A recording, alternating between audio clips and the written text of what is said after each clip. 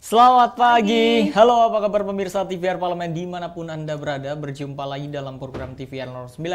Bersama saya Alfat Rizky dan juga rekan saya. Dan saya Elisa Purba. Pemirsa, dalam 30 menit ke depan kami akan menyajikan kepada Anda sejumlah berita nasional, khususnya dari sudut pandang DPR RI sebagai referensi Anda dalam memahami dinamika politik, hukum, ekonomi, sosial, dan budaya di Indonesia.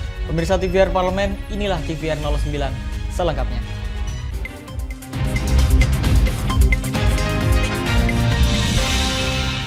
Pemirsa, mari kita awali TVR 09 pada pagi hari ini dari Badan Anggaran DPR RI yang menilai pemerataan anggaran pendidikan yang dialokasikan untuk pendidikan di bawah naungan Kementerian Agama dan juga Kemendikbudristek dapat menciptakan peningkatan sumber daya manusia yang berkualitas dan berdaya saing sama, baik tenaga pendidik maupun juga pelajar.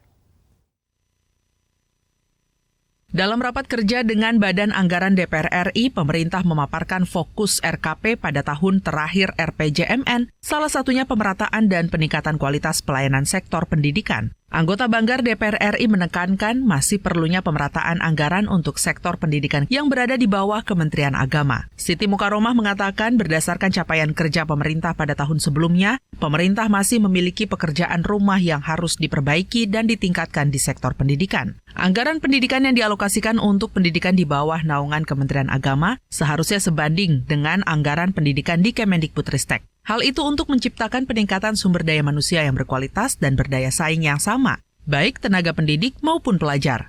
Perlu dikejar perbaikannya, termasuk misalnya adalah memberikan hak yang adil kepada para pendidik, terutama yang ada di mereka yang ada di bawah Kementerian Agama. Itu mereka juga mempunyai posisi yang sesungguhnya sama dengan yang di Kementerian Pendidikan Kebudayaan. Akan tetapi dalam hal ini masih ada posisi-posisi atau perlakuan pelayanan yang saya pikir masih harus lebih diperbaiki lagi. Kayak misalnya adalah mereka yang masih dalam kelompok impasing, di mana hak mereka yang sekian tahun itu ternyata juga belum diselesaikan. Siti Mukaromah juga menyarankan program prioritas dalam RAPBN tahun 2024 selain memperkuat perekonomian juga peningkatan pelayanan kesehatan, pencegahan dan penanganan stunting. Untuk itu penganggaran harus dilakukan secara efisien dan tepat sasaran. Andini dan Arif, TVR Parlemen, melaporkan. Pemirsa, Komisi 10 DPR RI meminta peran serta dari masyarakat untuk melaporkan pada pihak berwajib atau yang berwenang jika mengetahui maupun mengalami praktik pungli dalam proses penerimaan peserta didik baru atau PPDB. Proses penerimaan peserta didik baru atau PPDB tahun 2023, SD hingga SMA atau SMK sudah dimulai.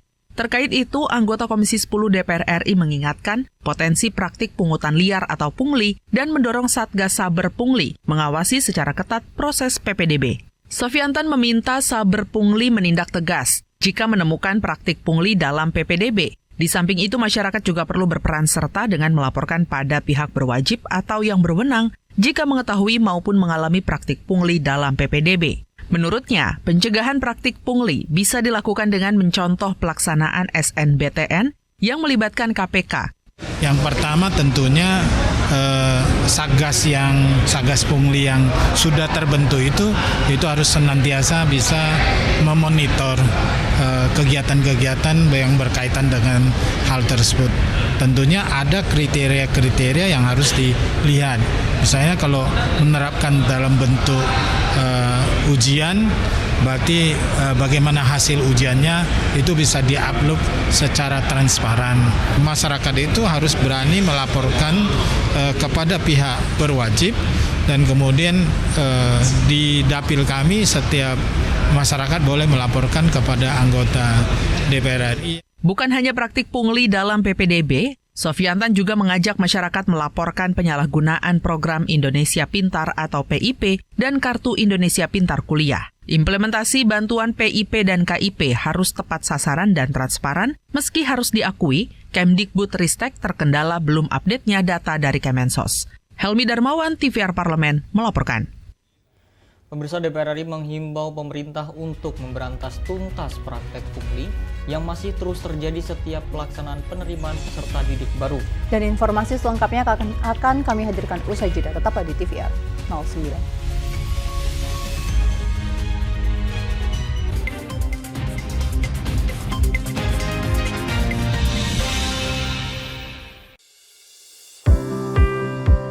Mengenal tugas dan fungsi DPR RI. Dewan Perwakilan Rakyat atau DPR adalah lembaga negara yang mewakili aspirasi rakyat. Kehadiran DPR RI merupakan salah satu bukti bahwa Indonesia merupakan negara demokrasi. Sebagai salah satu lembaga perwakilan rakyat, apa saja tugas dan fungsi yang diemban DPR RI? Berdasarkan pasal 20A ayat 1 Undang-Undang Dasar 1945, DPR memiliki 3 fungsi, yakni fungsi legislasi, anggaran, dan pengawasan. Tugas dan wewenang DPR berbeda untuk setiap fungsinya. Yang pertama, fungsi legislasi.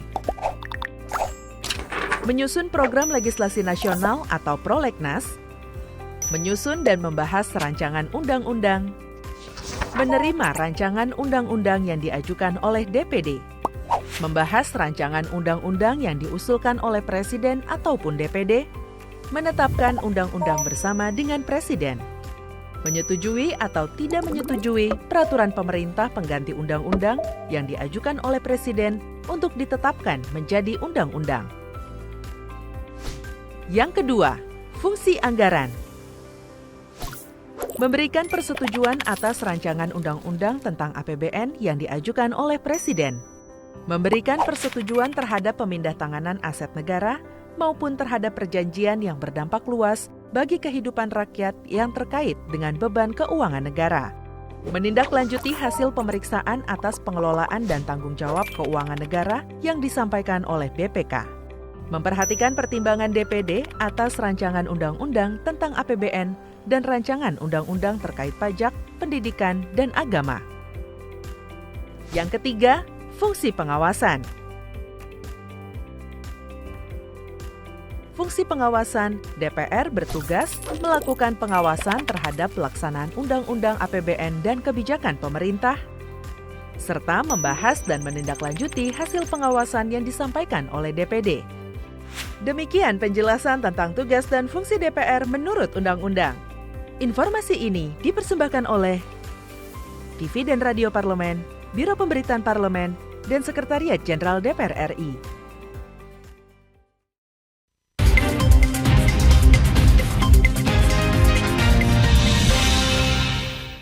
Anda kembali menyaksikan TVR 09. Pemirsa, Komisi 10 DPR RI meminta Kementerian Pendidikan, Kebudayaan, Riset, dan Teknologi untuk melakukan langkah-langkah tegas dan juga efektif untuk mencegah praktik pungli dalam setiap proses penerimaan peserta didik baru. Beberapa waktu lalu terjadi praktik dugaan pungli dalam proses penerimaan peserta didik baru atau PPDB 2023 jalur SMK di Garut, Jabar. Anggota Komisi 10 DPR RI mengimbau pemerintah memberantas tuntas praktik pungli yang masih terus terjadi setiap pelaksanaan PPDB.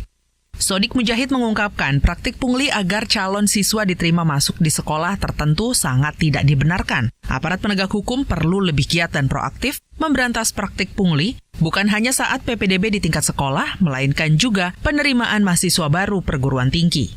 Bagaimana penegak hukum dan pemerintah bisa mencegah lebih dini hal ini sehingga tidak merugikan, karena tentu saja akan memberatkan orang tua. Walaupun sekali lagi masih banyak panitia-panitia yang baik dan membenarkan adanya kemungkinan itu dari oknum-oknum PPDB. Anggota Komisi 10 DPR RI Zainuddin Maliki menegaskan, praktik pungli PPDB bertentangan dengan hukum. Kemendikbudristek harus melakukan langkah tegas dan efektif untuk mencegah praktik pungli dalam setiap proses PPDB. Bisa dilakukan sesuai dengan ketentuan atau regulasi yang ada. Jadi misalnya zonasi, berapa persen yang didasarkan pada achievement atau prestasi, aturan-aturan sesuai dengan pemetaan zonasinya, saya kira itu perlu diperhatikan. dan jangan kemudian terjadi pemaksaan atau penyimpangan. Tim Liputan TVR Parlemen melaporkan. Guna menekan angka stunting dan menciptakan sumber daya manusia yang berkualitas, Komisi 10 DPR RI menilai pentingnya pemenuhan kebutuhan nutrisi anak. Selain itu, pemerintah juga diharapkan dapat meningkatkan program penanganan stunting dari sisi pendidikan. Anggota Komisi 10 DPR RI Zainuddin Maliki meminta pemerintah menangani stunting secara serius dengan mempertimbangkan berbagai perspektif baik kesehatan maupun pendidikan. Pasalnya, permasalahan stunting berdampak pada rendahnya kualitas sumber daya manusia. Zainuddin Maliki meminta pemerintah mengerahkan seluruh upaya untuk menekan angka stunting di tanah air. Dicatat, Indonesia masih menjadi negara dengan prevalensi stunting tertinggi di ASEAN dan dunia. Untuk itu, pemerintah harus memenuhi kebutuhan nutrisi anak untuk menekan angka stunting dan menciptakan sumber daya manusia yang berkualitas. Lebih lanjut, Zainuddin meminta Kemendikbudristek melalui Direktorat Jenderal Pendidikan Anak Usia Dini dan Pendidikan Dasar untuk mempertajam program penanganan stunting dari sisi pendidikan. Di dalam psikoanalisis menyebutkan bahwa pengalaman yang diperoleh anak-anak kita pada usia dini yang disebut dengan pengalaman purba sangat mempengaruhi cara berpikir, cara bertindak ketika ia menjadi dewasa. Oleh karena itu, fenomena stunting atau isu stunting itu memang harus menjadi perhatian, harus bisa dikurangi, harus dijadikan skala prioritas penanganannya dan dilihat dari perspektif pendidikan. Saya kira pendidikan PAUD usia dini kita berharap untuk diberi alokasi anggaran yang cukup. Zainuddin Maliki juga menyayangkan penggunaan anggaran penanganan stunting yang kurang efektif. Anggaran penanganan stunting yang cukup besar diharapkan dapat dikelola dengan baik melalui perencanaan yang terukur. Helmi Darmawan, TVR Parlemen melaporkan. Kita beralih ke Komisi 9 DPR RI, pemirsa, yang menilai alokasi anggaran stunting yang lebih selektif dan berdasarkan data yang tepat dinilai dapat menekan angka stunting. Pemberian edukasi terkait dengan stunting diharapkan dapat terus dilakukan agar penurunan angka stunting dapat tercapai. Komisi 9 DPR RI meminta pemerintah pusat dan pemerintah daerah untuk mengelola anggaran stunting lebih tepat sasaran agar target penurunan angka stunting dapat tercapai. Beberapa waktu lalu, Presiden Joko Widodo geram lantaran anggaran penanganan stunting di berbagai daerah tidak optimal dan tepat sasaran. Jokowi menyebut alokasi dana 10 miliar untuk penanganan stunting malah digunakan untuk rapat dan perjalanan dinas hingga 6 miliar rupiah. Menanggapi hal ini, anggota Komisi 9 DPR RI Suwir Syam mengatakan, permasalahan stunting bukan hanya persoalan gizi dan pangan, melainkan juga bagaimana masyarakat harus teredukasi tentang penyebab stunting pada anak. Penggunaan anggaran stunting diharapkan lebih selektif dan berdasarkan data yang tepat agar angka stunting dapat ditekan.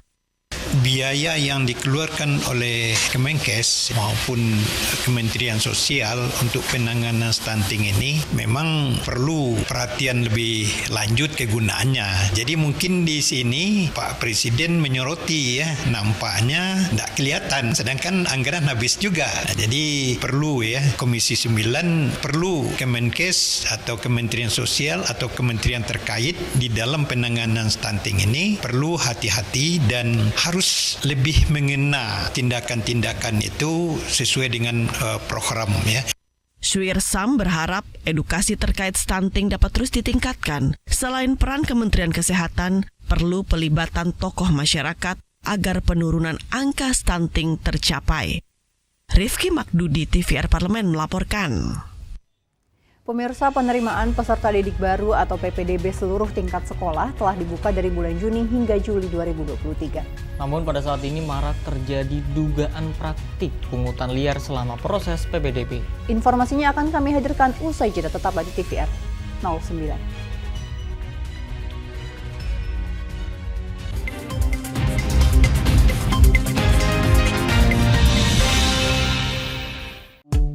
DPR RI memiliki fungsi diplomasi dalam menjalankan politik luar negeri sesuai dengan pasal 116 Undang-Undang MD 3. Kontribusi aktif BKSAP DPR RI memainkan peranan penting dalam memenangkan persaingan global melalui IPU, IPA, IPPF, AIPA, dan PUIK. BKSAP memiliki komitmen yang tinggi dalam krisis kemanusiaan dunia. Fungsi diplomasi dijalankan untuk mendukung upaya pemerintah dalam melaksanakan politik luar negeri.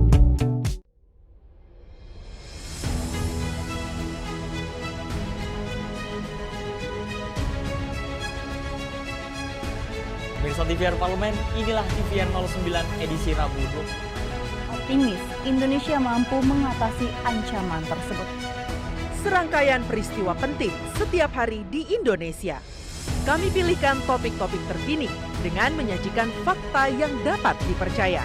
Kami hadirkan di layar kaca Anda. Bukan hanya sekedar informasi, tapi menginspirasi bagi kita semua. TVR 09 hadir setiap Senin sampai Jumat pukul 9 pagi hanya di TVR Parlemen. Referensi berita untuk Indonesia.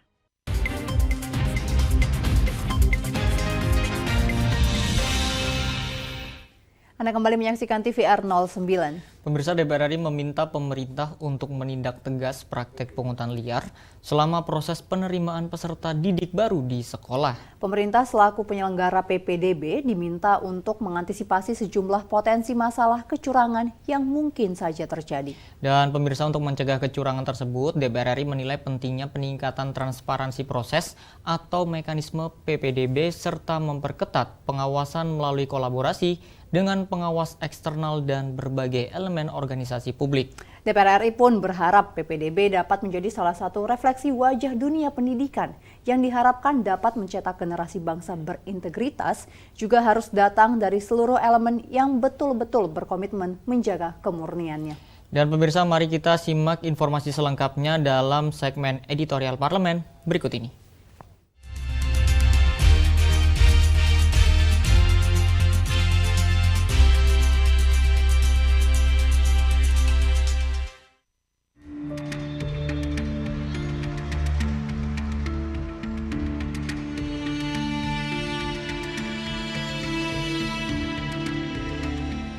Tahun ajaran baru 2023-2024 sebentar lagi akan dimulai. Sejak bulan Juni ini, penerimaan peserta didik baru atau PPDB di sejumlah daerah dilakukan. PPDB merupakan momen penting bagi calon siswa dan orang tua untuk memilih sekolah yang diinginkan. Proses ini melibatkan berbagai tahap seleksi, penentuan kuota, serta pendaftaran siswa baru. Sejumlah pihak menilai PPDB tahun ini masih rawan terjadi praktik korupsi, kolusi, dan nepotisme. Disinyalir masih ada oknum yang coba kasak kusuk mencari celah untuk menitipkan putra-putrinya ke sejumlah sekolah yang dianggap favorit. Kebanyakan mereka adalah orang tua yang nilai ujian nasional anaknya di bawah standar atau passing grade. Konon, mereka berani mengeluarkan sejumlah uang untuk melakukan praktik seperti itu. Menanggapi hal itu, Komisi 10 DPR RI menyayangkan banyaknya permasalahan yang masih terjadi dalam proses PPDB sekolah negeri di Indonesia. Untuk itu, Komisi 10 DPR mendorong Kemendikbud lebih memperketat pengawasan pada proses PPDB tahun ini. Kasusnya itu bukan sekedar pungli sebenarnya. Ada banyak kasus yang ketika kemudian ingin masuk ke satu tempat tertentu, orang tua memindahkan anak ke lokasi, pindah kakak, bahkan dalam beberapa kasus ditemukan mereka meminta SKTM sehingga nanti bisa dapat afirmasi. Padahal sebetulnya mereka termasuk orang yang mampu dan yang penting masuk ke sekolah yang dituju dan lain sebagainya. Itu kan cara-cara yang tidak mendidik. Masuk lembaga pendidikan tapi tidak mendidik. Karena itu kita minta ada SOP yang lebih ketat lagi, ada pengawasan yang lebih ketat lagi, kerjasama dengan inspektorat di Kemendikbud untuk terus melakukan pengawasan. Dan kalau perlu dibikin regulasi baru yang sifatnya memastikan akuntabilitasnya bisa transparan dan publik bisa mengakses. Komisi 10 DPR RI juga mendorong adanya layanan pengaduan masyarakat di setiap wilayah untuk menyikapi bentuk praktik pungutan liar atau pungli dalam proses penerimaan peserta didik baru tahun ajaran 2023 hingga 2024. Agar proses PPDB tahun ajaran 2023-2024 berjalan sesuai ketentuan dan regulasi yang berlaku, DPR RI berharap ada kesadaran dari para orang tua untuk tidak memaksakan anak di sekolah tertentu dengan cara yang tidak benar. Begitupun dari pihak sekolah diharapkan tidak melakukan hal menyimpang dari ketentuan dengan melakukan pungli terhadap orang tua calon siswa. Diawali dengan PPDB yang bersih, diharapkan akan melahirkan generasi muda yang terdidik dan bermoral serta bermental kuat di masa depan. Melalui sistem digital, maka aduan itu tidak harus dilakukan secara tertulis, tetapi juga bisa dalam bentuk soft copy, secara online disampaikan. Saya kira masing-masing pihak itu bisa menyiapkan apa itu namanya tadi, tempat-tempat, wadah-wadah, tempat di mana masyarakat bisa menyampaikan pengaduannya. Dan saya kira sekarang akan lebih mudah karena ada teknologi digital untuk bisa melayani masyarakat. Meski bukan fenomena baru, karut-marut fenomena PPDB harus segera dibenahi agar tak terus berulang setiap tahunnya. Pemerintah bersama dengan Dinas Pendidikan setempat mesti melakukan berbagai upaya untuk memastikan proses PPDB berjalan secara transparan, adil, dan merata bagi seluruh peserta. Sekolah yang notabene jadi lembaga pendidikan harus menjadi contoh sebagai institusi yang menjunjung tinggi keadilan dan menekankan pendidikan karakter dengan cara menghindari praktik KKN termasuk menghindari terjadinya intervensi.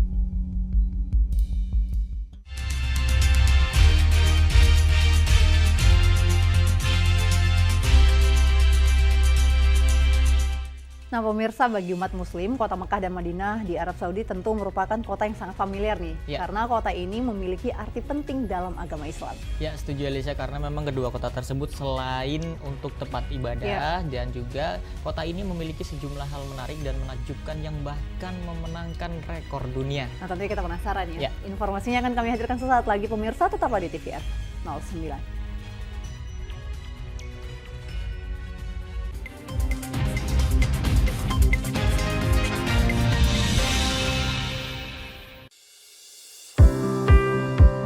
Mengenal tugas dan fungsi DPR RI. Dewan Perwakilan Rakyat atau DPR adalah lembaga negara yang mewakili aspirasi rakyat. Kehadiran DPR RI merupakan salah satu bukti bahwa Indonesia merupakan negara demokrasi. Sebagai salah satu lembaga perwakilan rakyat, apa saja tugas dan fungsi yang diemban DPR RI? Berdasarkan pasal 20A ayat 1 Undang-Undang Dasar 1945, DPR memiliki 3 fungsi, yakni fungsi legislasi, anggaran, dan pengawasan. Tugas dan wewenang DPR berbeda untuk setiap fungsinya. Yang pertama, fungsi legislasi. Menyusun program legislasi nasional atau prolegnas, menyusun dan membahas rancangan undang-undang, menerima rancangan undang-undang yang diajukan oleh DPD, membahas rancangan undang-undang yang diusulkan oleh Presiden ataupun DPD, menetapkan undang-undang bersama dengan Presiden, menyetujui atau tidak menyetujui peraturan pemerintah pengganti undang-undang yang diajukan oleh Presiden untuk ditetapkan menjadi undang-undang. Yang kedua, fungsi anggaran.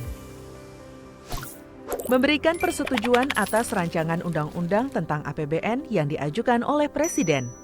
Memberikan persetujuan terhadap pemindah-tanganan aset negara maupun terhadap perjanjian yang berdampak luas bagi kehidupan rakyat yang terkait dengan beban keuangan negara.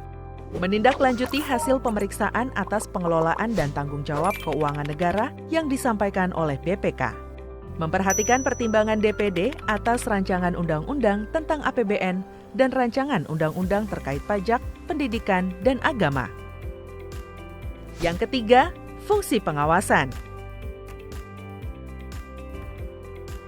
Fungsi pengawasan, DPR bertugas melakukan pengawasan terhadap pelaksanaan Undang-Undang APBN dan kebijakan pemerintah, serta membahas dan menindaklanjuti hasil pengawasan yang disampaikan oleh DPD. Demikian penjelasan tentang tugas dan fungsi DPR menurut Undang-Undang. Informasi ini dipersembahkan oleh TV dan Radio Parlemen, Biro Pemberitaan Parlemen, dan Sekretariat Jenderal DPR RI.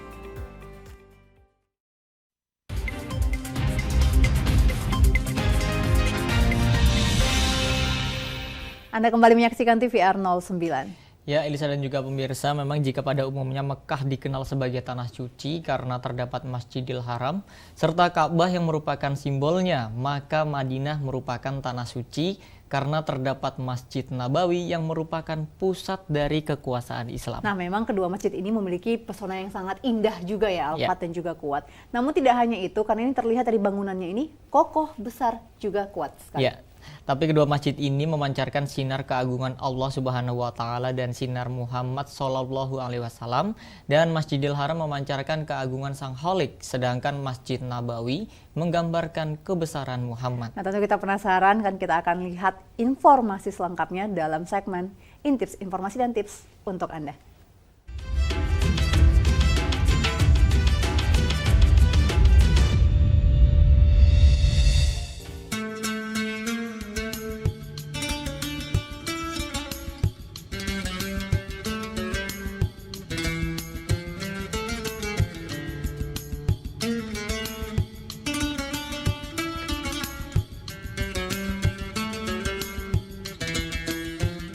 Pemirsa Intips TVR Parlemen, kali ini pemirsa kita ajak untuk berjalan-jalan ke Arab Saudi.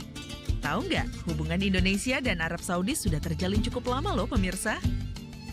Raja Arab Saudi pun juga cukup sering berkunjung ke Indonesia dan tentunya berkunjung ke gedung parlemen DPR RI. Hubungan Indonesia dan Arab Saudi sudah terjalin sejak tahun 1950-an, bahkan masih membekas hingga sekarang. Jika pemirsa berkunjung ke Arab Saudi dan melihat pohon hijau yang rimbun di kanan kiri jalan, nah itu adalah pohon oleh-oleh dari Presiden Soekarno dari tahun 1955. Orang Arab Saudi menyebut pohon yang dikenal dengan nama pohon Mindi itu dengan sebutan pohon Soekarno. Wah, ternyata Indonesia menyumbang hijaunya Arab Saudi ya. Selain menjadi negara dengan jamaah haji terbesar di dunia, Indonesia juga menyumbang pengunjung ziarah ke Arab Saudi melalui ibadah umroh. Jumlahnya tidak main-main, setiap tahun mencapai 500.000 lebih jamaah umroh yang berkunjung ke Arab Saudi. Nah, yuk kita ajak pemirsa berziarah kemana lagi kalau bukan kedua kota yang menjadi tempat suci umat Islam, Kota Mekah dan Kota Madinah. Sekarang kita berkunjung ke Kota Suci Mekah, kota yang menjadi tempat kelahiran Nabi Muhammad sekaligus menjadi kota tempat lahirnya agama Islam. Di Kota Mekah terdapat Ka'bah yang sudah ada sejak Nabi Ibrahim. Ka'bah yang berbentuk kubus ini kini digunakan sebagai arah atau kiblat untuk beribadah bagi umat Islam. Berada di dalam masjid suci yang dikenal dengan Masjidil Haram. Setiap tahunnya jutaan umat Islam dari seluruh penjuru dunia mengunjungi Ka'bah untuk berdoa langsung, baik dalam momen ibadah haji yang hanya terjadi setahun sekali atau dalam momen ibadah umroh yang bisa dilaksanakan kapan saja. Di sekitar Masjidil Haram, tentunya umat muslim bisa menanti-nanti untuk mengikuti sholat berjamaah langsung di depan Ka'bah. Umat Islam melakukan berbagai ritual keagamaan yang masing-masing memiliki makna yang mendalam bagi umat Islam. Seperti kegiatan tawaf atau kegiatan mengelilingi Ka'bah sebanyak 7 kali. Saat tawaf, pemirsa bisa menyentuh langsung Ka'bah mulai dari Hijir Ismail hingga mencium batu suci yang dikenal dengan Hajar Aswad. Selesai tawaf, pemirsa bisa melanjutkan kegiatan sa'i atau lari-lari kecil sebanyak 7 kali dari Bukit Syafa dan Bukit Marwah secara bolak-balik.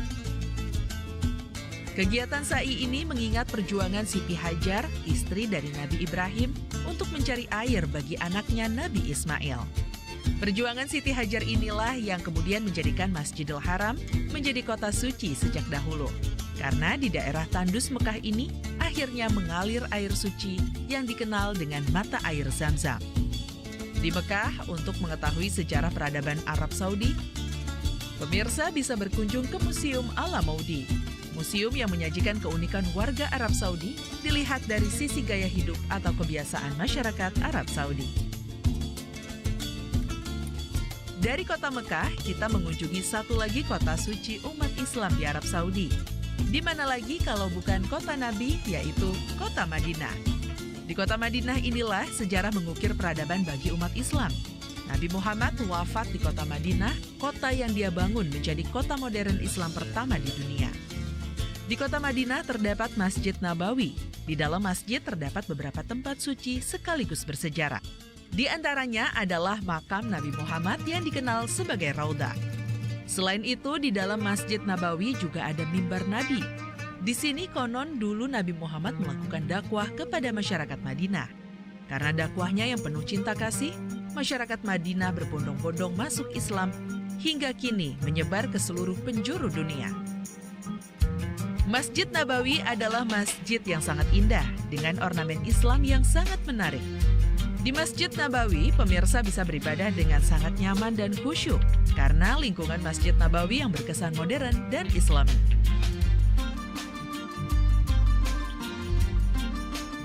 Nah, itu tadi beberapa hal penting dan menarik yang bisa kita informasikan untuk pemirsa TVR Parlemen. Setelah ini, apakah pemirsa tertarik untuk berkunjung ke Arab Saudi? Tentu dong, bagi umat Islam kan beribadah haji wajib hukumnya bagi yang mampu.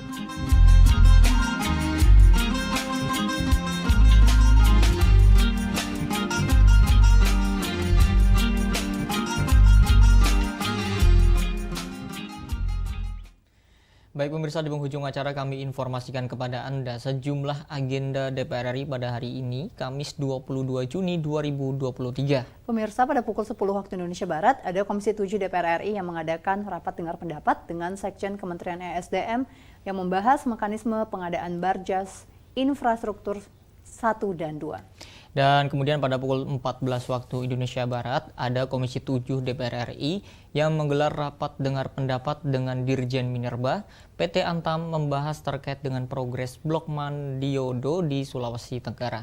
Juga ada sejumlah agenda serta program DPR RI lainnya pemirsa yang tentunya masih dapat Anda saksikan secara langsung di TVR Parlemen. Melalui kanal utama, kanal komisi dan juga kanal alat kelengkapan Dewan lainnya yang dapat Anda akses di tvr.dpr.go.id. Dan pemirsa TVR Parlemen, segmen tadi sekaligus menutup perjumpaan kita pada pagi hari ini. Dan kami segenap kru TVR Parlemen yang bertugas tentunya mengucapkan terima kasih telah menyaksikan TVR 09 pagi ini. Ada saya Elisa Purba juga rekan saya. Saya Rizky pemirsa, sampai berjumpa kembali di TVR 09 esok pagi. TVR Parlemen, Referensi Indonesia.